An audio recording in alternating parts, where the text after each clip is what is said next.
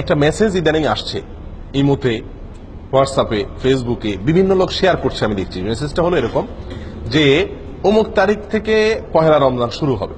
এই সংবাদটা আপনি যদি একজন মানুষকে প্রথম দেন তাহলে আপনার জন্য আল্লাহ জাহান্নাম হারাম করে দিবে।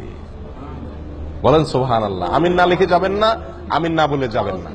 এরকম একটি মেসেজ আমরা ইদানিং দেখছি যে এটি আপনার ফেসবুকে, আপনার ইমোতে, হোয়াটসঅ্যাপে বিভিন্ন জায়গায় মানুষ শেয়ার করতেছে এবং আমার কাছে বহু লোক পাঠাইছে দেখলাম। তো এই যে একটি জিনিস, এটার ভিত্তি কতটুকু?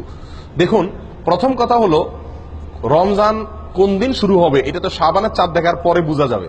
এখনো শাবানের চাঁদ দেখা বহুত বাকি আছে, তার আগে থেকে অমুক তারিখ থেকে রমজান, এটা তাহলে প্রথম একটা মিথ্যা দিয়া শুরু, একটা প্রতারণা দিয়া শুরু। দ্বিতীয়ত কথা হলো, এরকম কথা নবী সাল্লাল্লাহু সাল্লাম কখনো বলেন নাই। এটা নবী সাল্লাল্লাহু সাল্লামের মিথ্যাচার। কেউ যদি এই কথা শেয়ার করে, এই কথা অন্যের কাছে পাঠায়, এই কথার প্রচার করে, এই কথাকে লাইক করে, এটাকে ভালো মনে করে কমেন্ট করে, এটাকে বিশ্বাস করে, মনে রাখতে হবে নবী সাল্লাল্লাহু আলাইহি সাল্লামের একটি ভয়াবহ সতর্কবাণী আছে।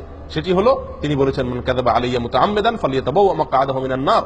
যে ব্যক্তি আমার বিষয় মিথ্যা প্রচার করবে, আমার নামে কোনো কথা আমি বলি নাই, সেটাকে আমার বলে আমার পক্ষ থেকে প্রচার করবে আমার নামে মিথ্যা কথা, সেই জন্য তার ঠিকানা জাহান্নামে জেনে রাখে, নিশ্চিত জেনে রাখে।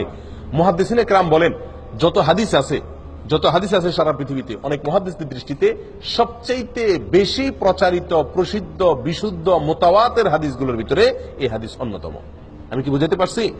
এত জঘন্য বিষয় যে নবী সাল্লাল্লাহু আলাইহি সাল্লামের নামে আপনি মিথ্যাচার করছেন।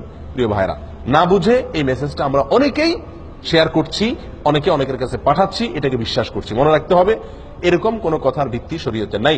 রমজান অমুক তারিখ হবে, অমুক তারিখে হবে, এই সংবাদটি আপনি যদি প্রথম কাউকে দেন তাহলে আপনার জন্য জাহান্নাম মাফ হয়ে যাবে।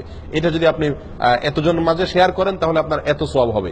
এই সংবাদ শেয়ার করলে গুনাহ হবে, এই সংবাদ শেয়ার করলে গুনাহ হবে, কারণ এটা নবী সাল্লাল্লাহু আলাইহি সাল্লামের নামে মিথ্যা কথা। কোথাও কোনো জাল হাদিসও এরকম কোনো কথা নাই। সহিহ হাদিস তো দূরের কথা, কোনো জাল হাদিসেও এরকম কোনো কথা পাওয়া যায় না। এটি সম্পূর্ণ মন গড়া কে বা কারা চালু করেছে। এই সমস্ত মেসেজ থেকে আমাদেরকে সাবধান হওয়া উচিত। আল্লাহ আমাদের ঈমান আমল রক্ষা করেন।